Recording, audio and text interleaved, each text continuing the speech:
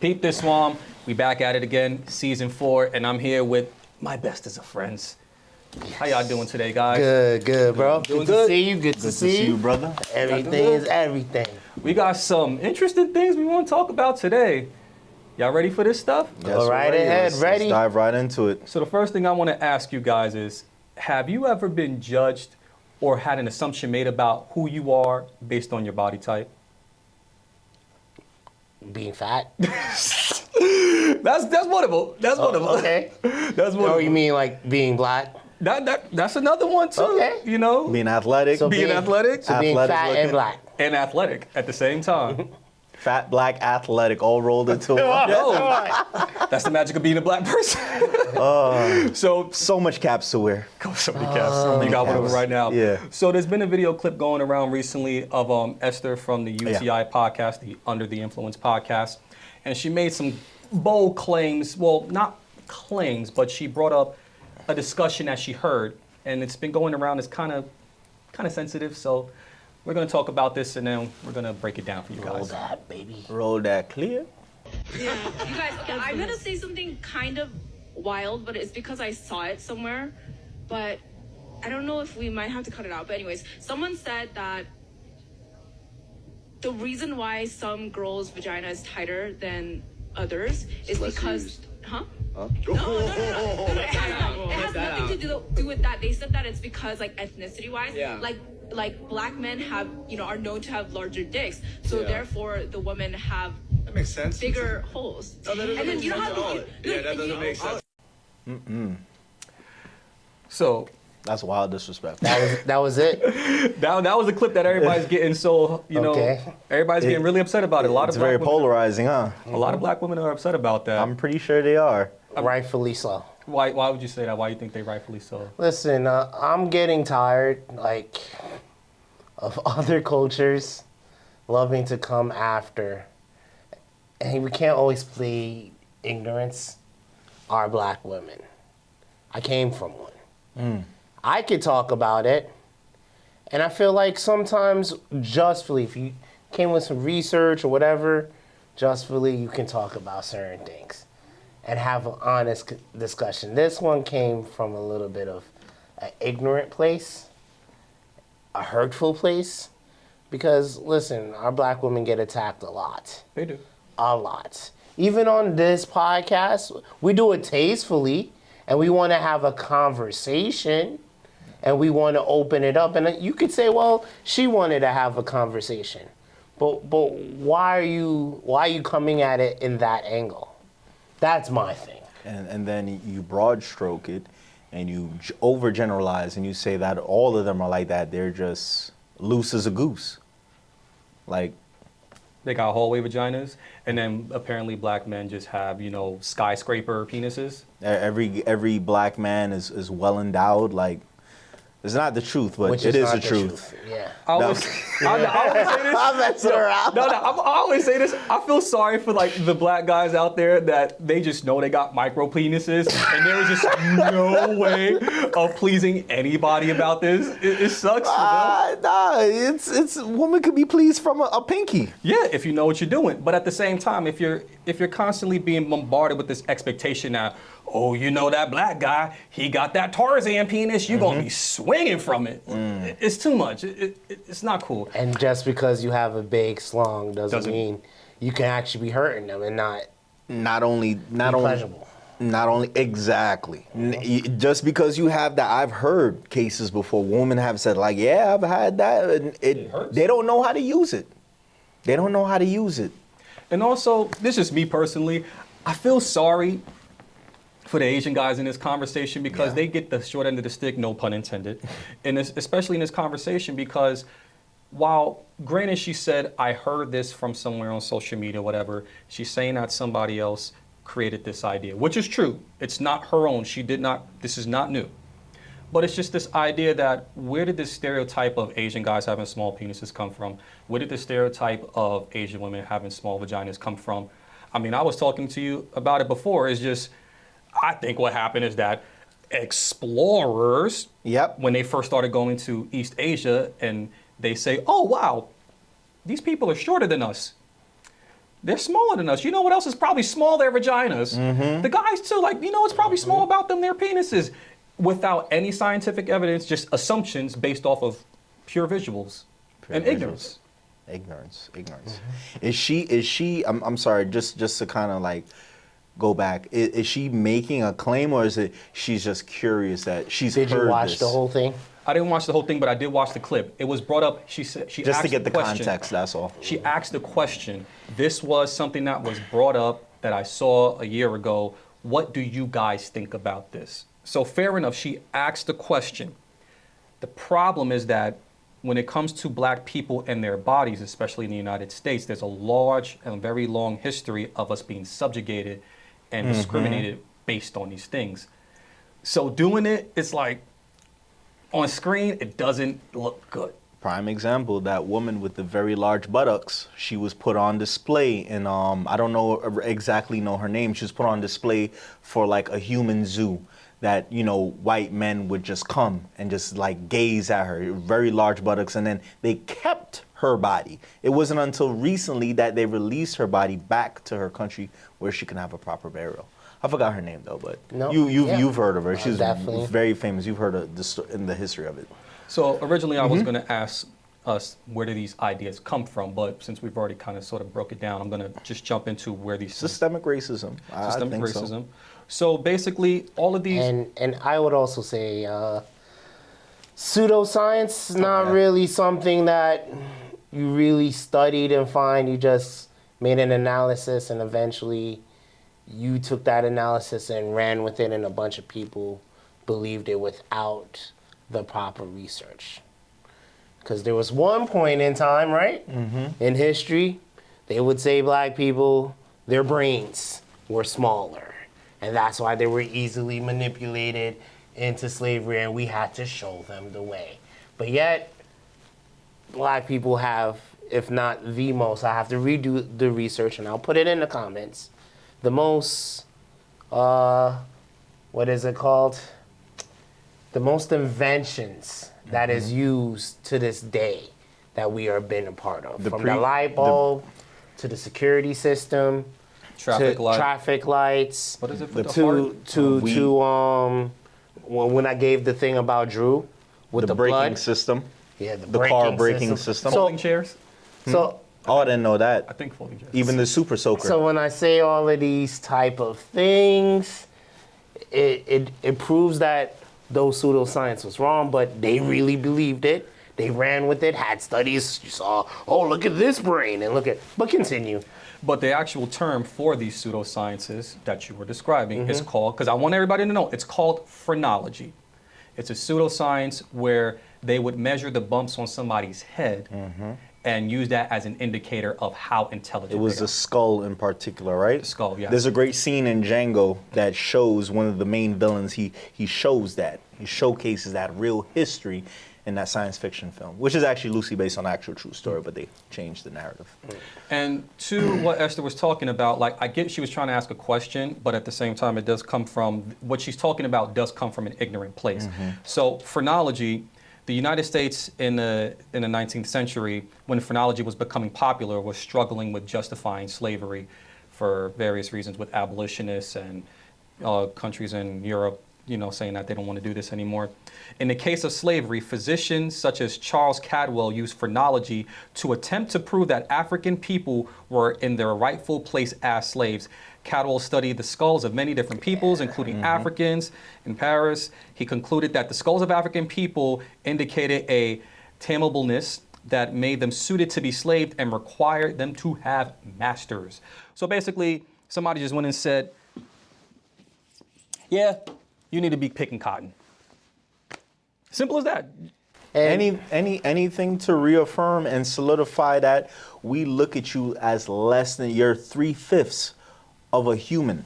Anything to reaffirm that so they can sleep well at night, pretty much for the most part. And this is all coined under the term of, and I know people are tired of hearing this word, but it's true. This is a real thing. It's coined under the term scientific racism.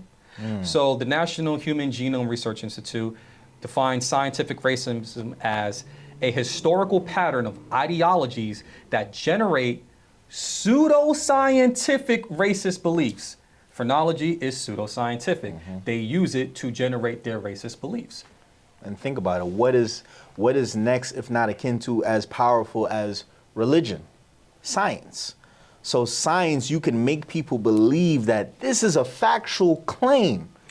And you know what's funny with that? And that's what makes it so dangerous.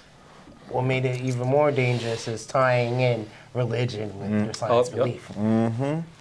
Or your pseudo-science belief. So you have people, we're doing this for the righteousness of the Lord that we're serving.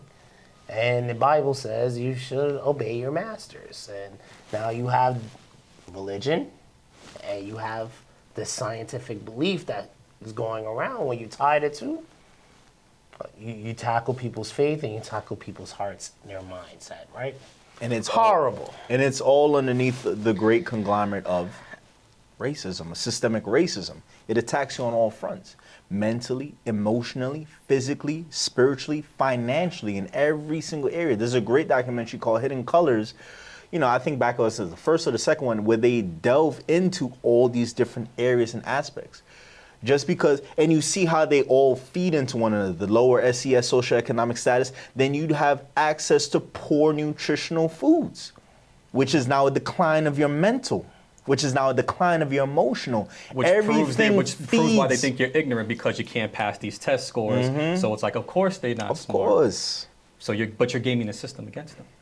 It's even crazier the part. I remember back at my college, my community college. No, it was actually a 4-year college I went to, and I was studying. And right in front of your eyes, I don't know what's the word, covert, where it's kind of like they put it in front of you, but they kind of like mask it, and kind of in a sense. They had to study like resiliency. It was a psychology course, the resiliency. And guess who were the subjects? People like us. How are they so resilient? They're in the ghettos. They have poor access to food and nutrition, poor housing. How are they? We just can't put a finger on it. Well, I mean, when you sabotage people, they got no choice. And you know what? How they still thrive till today. I'm waiting to see in the comments when they gonna say, why don't you guys go back to Africa? That's fine. And Listen, why don't you guys bro. go back here? They love saying it when we talk about these things. Oh, it's in the 2020s and now you're still talking about certain things. Because it hasn't gone away. What you expect? Yeah. You think I want to be here? But other religious sectors and groups of people, which I won't say, because I don't want our show to get canceled. It will never get canceled. You know why? Illuminati! You already know. Oh, we love that. Nah, never that. That's all good. Illuminati. But when you see, they would say, let's not forget this. Never forget. And this thing, right? Or never forget 9/11. I can say that one, right? Oh, yeah. But they want us to forget these things, or why don't we move on? Oh, it's not holding you back anymore, when they don't realize that even down to our school systems. Come on, get over it. Go ahead. Chill. I don't want to lean on it too long because I still have some. Lean on it a little bit, baby. No, I have more Go questions. ahead. Baby back ribs. Have you guys ever had somebody make assumptions about your body based off of phrenology, scientific racism, or just plain assumptions? Hell yeah. Give me one. I would say early as 4th grade, people said I was packing. Wait, what? Whoa. Excuse me? Oh, wait. Is that when you was putting the sock? Nah. I don't know if I feel comfortable talking about you in No, 4th let me grade. pull out the tickle game. I'm sorry. No, get it. I would, grade? No, not 4th. I would say 6th grade. That's not much better, bro. 6th grade, like. It was tickle. But Whoa. nah. Y'all taking this way too far. Shorties started noticing. They were like, "Yo, this guy packing." I was like, "Whoa!" You're like 13. Well, true. Damn, you was 13 in 6th grade, bro? You're 13 or 14. Nah, No, you're right. Oh, you turned 12. 11, 12. Oh, hey, if you see, this is my point on what we're talking about. Oh, God. We don't know nothing. We ain't trying to see that we're stupid. No, he's not. It's a long. just joking. Nah, it's okay. Listen, Don't hurt my feelings. I make listen. mistakes all the time. This guy's wise guy. He had a long day. This guy works hard. It'll hurt He's my tired. It's Monday. It'll hurt my feelings. Yeah. But And he was tickle. But that does bring up another question that I've talked about, especially with young black boys. At what point do you go from being a cute little young black boy to being this sort of sexual, physical threat? And not only that, I want to put something else too. I want to add something else that I've had to experience too. People say like, "Oh, you're attractive or you're handsome looking," so they assume. I don't know if that's connected to the black thing, but like, "Oh, you must not be smart. You must not have common sense or anything like that." Or maybe it's like along the lines. Maybe I'm messing up a little. It's somewhere on. It's like on the side stands. What about you? Nah. Nobody ever. He lying. He just don't want to snitch.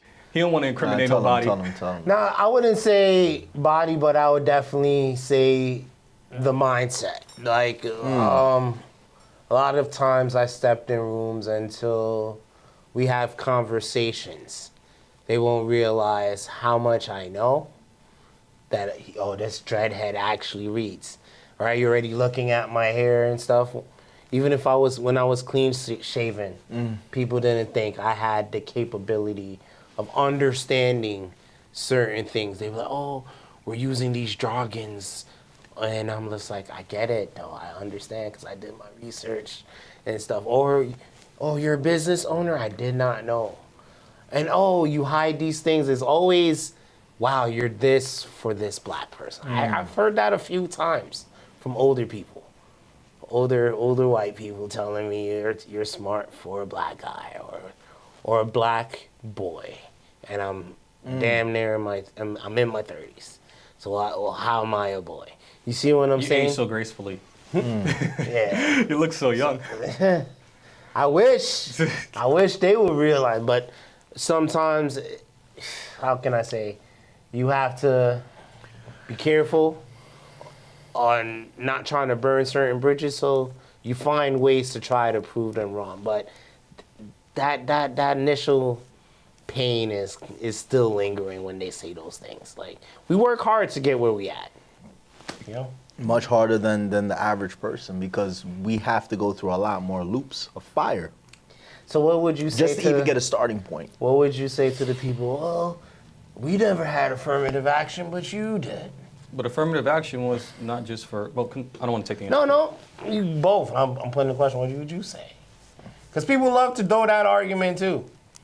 I'm not gonna lie, I'm a little bit ignorant. Re-jog my memory. So affirmative action dealt with, and people think it's just blacks, but it's definitely actually not. minorities and women that were under this thing to give a balanced playing field when it came to school. So, for example, if you scored a little bit lower on the SATs, they will try to accommodate you as well. You might make it into Harvard when somebody they will say is more deserving of that spot. You're taking that kind of away. Now, that's not what affirmative action does, but that's what people subscribe it to. That's what they view it to be. But they've always had the advantage of the playing field. It would be we need like another 3 or 4 minutes to go into a deep dive about affirmative action. But what I'll say is that affirmative action, it benefits more than just one group of people, as you said. It does. I don't want to go too deep into that one right now. We don't have to, because it can spiral. That's a whole. That's a rabbit hole. That's a rabbit hole. What I'll say, at least for me, similar to you, with the idea of this, I don't know, we're this notion of, having this giant Tarzan penis that I apparently just have just because I'm black. Similar to Esther's question and many people's claims, and especially in college, I was a part of different groups that were not just my own ethnicity. Yeah. And there were definitely times where people just made assumptions, oh, you're black, you got this big dick, the girls must A lot of Asian women would approach you, right? That did not happen. Chill. You not getting me caught up. Not getting you caught up. Just speak the truth. No, it didn't happen. Oh. But see, that's a point. Because there's this assumption that, black guy hanging out in Asian communities, he must be getting all the girls because he's got a big penis and he's cool because he's black. Because all black people can dance because their body just moves like that. All black people are athletic. I remember. Yeah, you can't dance. I can dance. You can't dance. You want to try? No, I'll give you. Wait, pause. Man said you want to try? Yeah, My God, we gonna dance off. Hey, yo. I'll give you an example. Tickled. I'll give you an example of how phrenology worked against me in my own freaking community in high school. Yeah. I hated playing basketball. I suck playing basketball. It is not my sport. I play football. I'll do some baseball. I suck at basketball. I'm not good at it. You're not But you were picked first. Because I'm black. And I'm like, don't pick me. I am not good. They're like, no, you good. What you mean? You black. You can play. I'm like, why? Because somebody black that looks black, so I'm black. So like, it don't work like that. Like not every, it just don't work like that. Here's my interjection. I think we should take moments and moments like that as an opportunity to just demystify and pull them out the shroud of ignorance. But some people don't want to. And you want to know why? That leads us to our next question, because some people benefit from racial stereotypes. That's just the fact. You can't tell me, if you went to Germany right now, and all the German girls is looking at y'all like, I've never dated a black guy. You're so tall and handsome. Oh, you tell me you're not taking advantage of that. Which part of Germany is this? Because I feel like The part of Germany that gonna be like... the part of Germany that loves hip hop, because Germany is Oh, the yeah, second that largest is true. consumer That of is hip hop. true. But They I feel like, They do have a big You ain't love answer for my us. question. Are you going to take advantage of that racism? Hell yeah, of course. Why not? He said, I'm going to tell them no. You lied. You're lying. You a whole I'm lie. sorry, it's not packing. That's not, no, they want to date you because you're black, because they don't get the Yeah, chance. They're like, you oh, get a you're so- fine Amazonian German woman. Like, I like my black woman. we all know he lying. Don't we all listen know to he's lying. I'm sorry. He's a good actor. Black woman. him. he's lying. No one said he had to settle down with them. So then, You know what? We definitely need Dr. Umar. Dr. Umar, come on this show right now. So then- see if he's telling the truth. Can I ask you a question? go right ahead. All right, so we passed the serious point. Let's get to the F shit. Do you also feel, and I'm not trying to be funny. No, go right I'm gonna ahead, be ask funny. you too. Go ahead, because ask me. No, go You right ever ahead. feel? Straight shooter. Nah, because I want to talk about, since we're talking about stereotypes. Let's go. You ever hear for you guys who are lighter in complexion, Yeah. that you're not really black or you're not quite black? Oh, yeah. I've heard it from Charlamagne. I've heard it plenty of times. Nah, on alright, but social in media. your own personal life, you ever dealt with that? I've never been judged for not being black, Black enough, I guess. but it's always been based off of not my skin color, not how I look, Okay. but my personality. Okay. That's how I've dealt with it. How about you for your skin color? I've been dealing with it since I was probably like, I was made known of it. I didn't really know it was an actual thing until around 3rd and 4th grade. Just like how they used to, I watched the Robert Nesta Marley documentary. They used to call him Yellow Boy and all. They used to call me that. They used to call me Chinese man. They used to call me. Hey, laughing at Yo, this the man's slang face. terms- They Slang terms is so- yo, they call wild, me bro. Chinese man. They used to call me Ching Chong, Chingaling Bing Bing. All I'm of a that. horrible friend. I'm a bad friend. We all know this. Continue. And I'm so serious. Nah, like I get it, though. And it's crazy when you see like so much like different levels of it. Like you not only have to deal with, you know, the outside world like calling you black, but then your own people being colorist towards you too as well, and it's saying like you're not black enough or this and that. You're excluded because you're black, but then in your own community, you're not black enough, whatever that Yeah. means. And why I ask this, so you see why sometimes stereotypes of what she did I agree. could be so hurtful. And she probably didn't even mean to hurt people, think but she did. look how much I saw a lot of response to Oh, this it was video. wild. They was And canceling her and everything. rightfully You showed a response video so. to that too. Rightfully so, to the degree that, listen, people been getting attacked from these other races, and if we were to dare attack another race the way at least when we do our thing, we make sure it's in-house. So we deal with our people in-house, right? We do we? I think so. I think when we talk about our black women, we're talking about them in a personal, one-to-one level of who we have dealt with, what we've been through. Nah, they be black dudes violating. I've yet You to saying see us, personal. us personally. Oh, okay. I yet to see one of us go, all black woman is this. I wouldn't feel comfortable if y'all did that. right? I'd be like, yo, I've chill, never chill. yet seen that. You haven't but seen that? in us. Oh, here's- amongst us. Yeah. Oh, But no, that's no. why Here's- I'm very. That's why I'm so Careful. stronghold with why they said this and why they shouldn't have said Now, see, here's one thing that I'll Yeah. say, just from my own personal knowledge. I can understand how this conversation and this situation happens with them, especially where there was no black people on that episode. I don't know how many black people that they even hang around with, but also too, One of them Asian guys used to be dating black girls. that's not the same thing. Just because you date somebody doesn't mean that That's you know their true. culture. That's I'll true. tell you. Personal I agree. I'm experience. just throwing No. that out there. But what I'll say is that in American history, most racial issues have been predominantly black and white. And in the East Asian community, they aren't ingrained in it as long as we are. So if they're not privy to these conversations, of course they're going to make that type of assumption and not know why it's hurtful. But one last thing that I want to ask, because we only got a few minutes left. Can you be a victim of racism and still benefit from it, or should you got to choose, like, listen, either you completely against it, or you like, you know what, I'm going to take racism because I can still benefit from it? Do you have to sit on the fence? Like, do you have to pick, or can you sit on the fence when it comes to experiencing racism, you think? Well, you use what you can to your advantage, but you should still try to, I don't want to say talk about it. Not everyone's ready for those kind of Yep. conversations, but the ones that benefit you, I guess, if you trying to be an aspiring whatever and it work, go for it.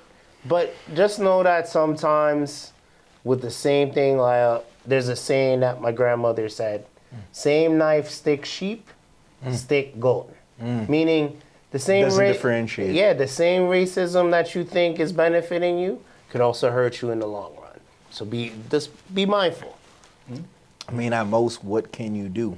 You can't go and attack the person or whatever. I don't think that's the most elevated or conscious way of handling or dealing with things.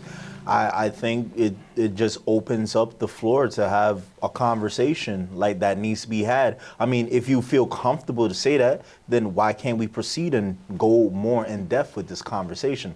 And I do agree with Maciah that we can use it to our advantage and purpose. I think us as a people collectively, we've been thrown and dealt the worst hands, and we've made the best of it, which is why we're so resilient. So, like, we are very powerful people at the same time. At the same time, we could be our own worst enemies.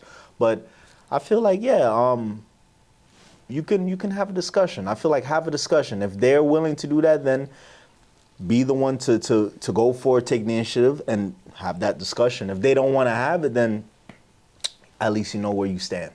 And that's my 2 cents on it. I'm gonna close by saying, no matter which side you choose, the reality is that people gonna benefit from it.